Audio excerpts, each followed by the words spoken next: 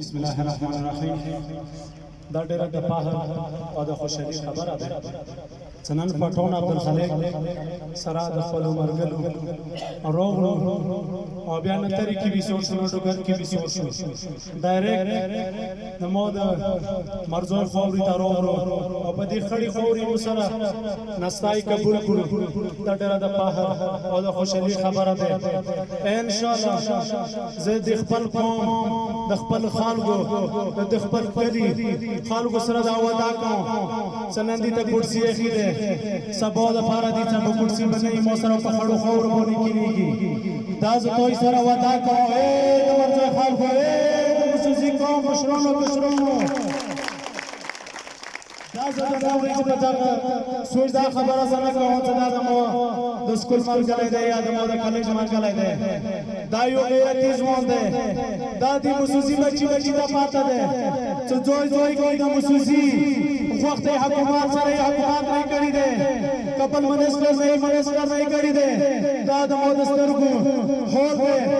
او هر سال ځان ته خبره وکړم دې موسسې قوم نه ډېر تکړه تکړه ځوانان دي، مخکې ادارو کې دي، خو هغه یو کس ته وچار چې چاته یې خور کړی. خو د دې ګاو زه یم چې دا پټون عبدالخالق دا نن MPA وټوي کې ته نه ښیم، بل منسټري ادارو کې ته نه ښیم.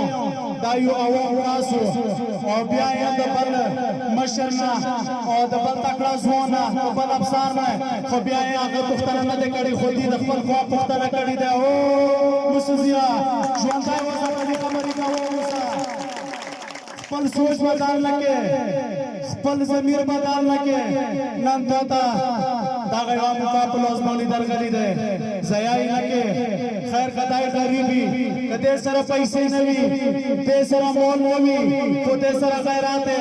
د غیرتي سړي ملګرتیا وکړئ، د غیرتي سړي بلنه وکړئ، غیرتي سړي سره ځان په ځان ولرئ، کله به ناکام نه وئ. انشاءالله دا خبره ځان سره یاد وساتئ. کدای په دې باندې وي چې زه ساکو د جیت روشن هیڅ خبره نه ده. هر دوش روان ورته به جیت روشن روان ورته نه وي. 2028 کې به راشي، خو انشاءالله د دغه شي وعده به نه ماته نه شي چې کومه خبره به ورته په دې سټیج باندې مو وکړله، هغه خبره به وي. تاسې به مو مخامخ به وي، لوړ به وي.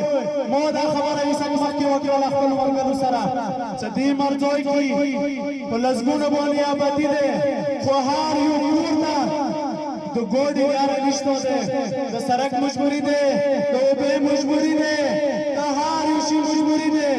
پټون عبدالخالق ته دا مو خاص کوم، هر جي دا رچي خو د مو مرګتیا پرې نه کوي، د تو مرګتیا مو نه پرېږدو. انشاءالله مو سره